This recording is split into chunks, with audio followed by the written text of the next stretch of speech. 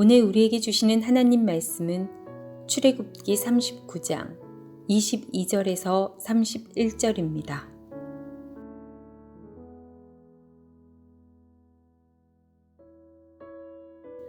그가 에봇 받침 긴 옷을 전부 청색으로 짜서 만들되 그 옷의 두 어깨 사이에 구멍을 내고 갑옷깃같이 그 구멍 주위에 깃을 짜서 찢어지지 않게 하고 청색, 자색, 홍색 실과 가는 배실로 그 옷 가장자리에 성류를 수놓고 순금으로 방울을 만들어 그 옷 가장자리로 돌아가며 성류 사이사이에 달되 방울과 성류를 서로 간격을 두고 번갈아 그 옷 가장자리로 돌아가며 달았으니 여호와께서 모세에게 명령하신 대로 하였더라.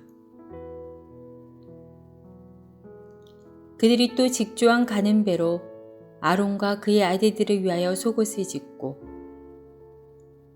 세마포로 두건을 짓고 세마포로 빛난 관을 만들고 가는 배실로 짜서 세마포 속바지들을 만들고 가는 배실과 청색, 자색, 홍색 실로 수노와 띠를 만들었으니 여호와께서 모세에게 명령하신 대로 하였더라. 그들이 또 순금으로 거룩한 패를 만들고 도장을 새김같이 그 위에 여호와께 성결이라 새기고 그 패를 청색끈으로 관 전면에 달았으니 여호와께서 모세에게 명령하신 대로 하였더라.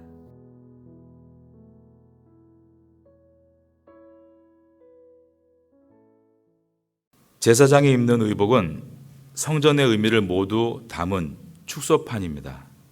이 옷은 인간이 하나님 앞에 나아갈 수 있도록 중개자 역할을 하신 예수 그리스도를 상징합니다. 그리고 이 땅에 살고 있는 그리스도인을 상징하기도 합니다. 제사장은 에봇을 입고 있는데 에봇은 몸의 앞과 뒤를 가리고 어깨에는 멜빵이 연결되어 있고 허리는 줄로 묶었습니다. 앞치마와 비슷하다라고 연상할 수 있습니다. 에봇은 청색, 자색, 홍색, 흰색 그리고 금색 실로 짰습니다. 청색, 즉 파란색은 예수님의 자비와 사랑을 상징합니다. 자색, 즉 보라색은 예수님의 권세와 권위를 뜻합니다. 홍색, 즉 빨간색은 예수님의 희생과 속죄를 뜻합니다. 흰색은 예수님의 거룩과 순결을 뜻합니다. 금색은 영광과 존귀를 뜻합니다. 이 실들은 성전을 짓는 데에 사용됐습니다. 그런데 대제사장의 옷을 짓는 데도 그대로 사용됩니다. 이 의미는 성전이신 예수 그리스도를 옷 입는다라는 뜻입니다.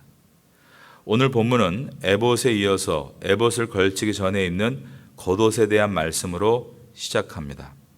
22절 말씀입니다. 그가 에봇 받침 긴 옷을 전부 청색으로 짜서 만들되 대제사장의 의복은 에봇을 중심으로 하고 있기 때문에 겉옷을 에봇 받침 긴 옷이다 이렇게 부르고 있습니다. 이 겉옷이 전부 청색이었다라고 되어 있습니다. 아까 말씀드린 대로 청색은 예수님의 자비와 사랑을 뜻합니다. 우리가 성전이신 예수님으로 옷 입을 때 그 기초는 예수님의 자비와 사랑으로서 우리가 예수님을 믿은 후에 하나님의 사랑이 우리의 온몸을 덮고 있다는 것입니다. 청색의 겉옷을 만들라고 하시면서 전체를 한 통으로 짜고 머리가 들어가도록 구멍을 내라고 했습니다. 23절입니다.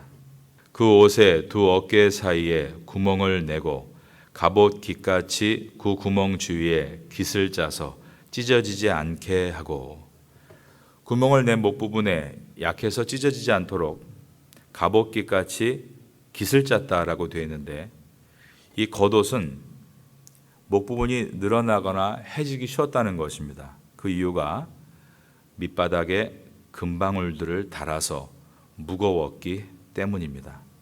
24절입니다. 청색, 자색, 홍색 실과 가는 배실로 그 옷 가장자리에 성류를 수놓고 순금으로 방울을 만들어 그 옷 가장자리로 돌아가며 성류 사이에 달되 방울과 성류를 서로 간격을 두고 번갈아 그 옷 가장자리로 돌아가며 달았으니 여호와께서 모세에게 명령하신 대로 하였더라. 이 겉옷의 밑부분에는 청색, 자색, 홍색의 세 가지 색으로 성류 과일을 수놓고 옆에 금방울을 달고 또 옆에 성류 과일을 수놓고 또 그 옆에 금방울을 다는 식으로 한 바퀴를 뱅 둘렀습니다. 그러므로 겉옷은 굉장히 무거웠다는 것입니다. 석류는 우리가 태국에 살면서 많이 먹고 있는 과일입니다. 알이 탱글탱글하고 수분이 가득해서 터뜨리면 입안에서 신맛이 배어나는 과일입니다. 광야가 펼쳐져 있는 팔레스틴 지역에서 젖과 꿀이 흐른다라는 표현을 할 때 꿀은 벌통의 꿀이 아니라 과일의 과즙을 표현합니다. 꿀이 흐르는 것과 같이 과즙이 많은 과일 중에 하나가 바로 석류였습니다.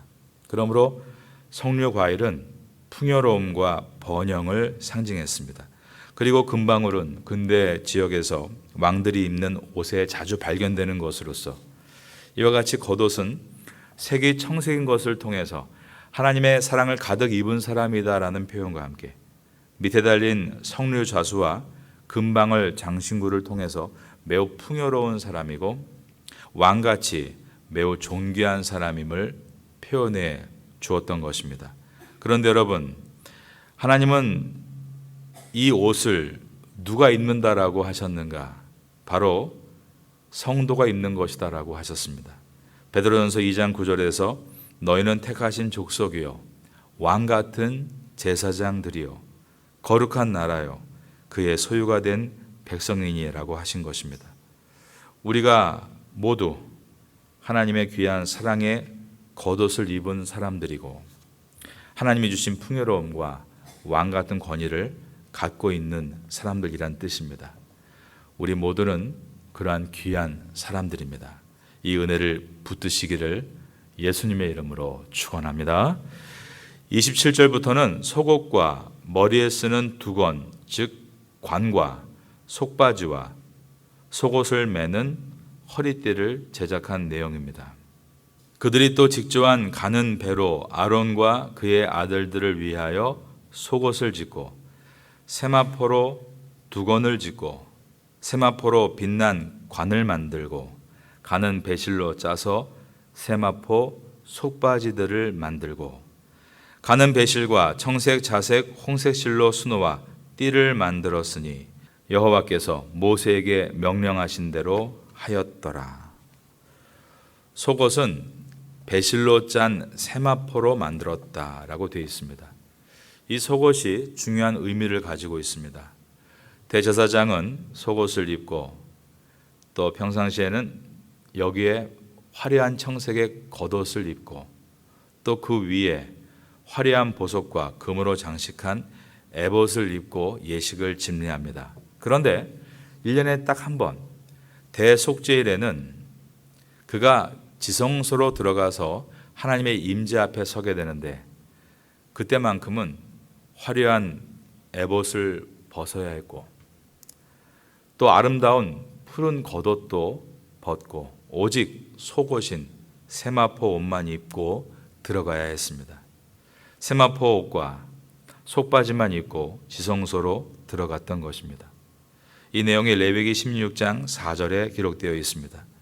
거룩한 세마포 속옷을 입으며 세마포 속바지를 몸에 입고 세마포 띠를 띠며 세마포 관을 쓸지니 이것들은 거룩한 옷이라 물로 그의 몸을 씻고 입을 것이며 왜냐하면 대제사장도 하나님 앞에서는 연약한 인간일 뿐이기 때문입니다.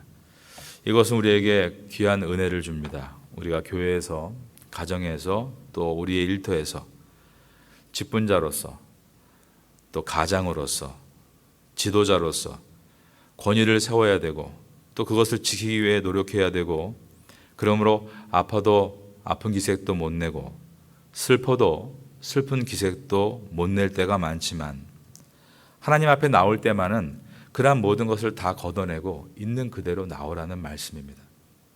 왜냐하면 주님은 우리의 삶을 이미 다 알고 계시고 우리의 수고와 괴로움과 눈물을 다 아시는 하나님이시기 때문입니다. 우리는 내 자신을 있는 그대로 주님께 내어드리고 엎드릴 수 있습니다. 그럴 때 주님은 오히려 어루만져 주시고 우리를 먹여주십니다. 엘리야 선지자가 열심히 사역하다가 이세벨의 위협을 당할 때 무너져 버렸습니다.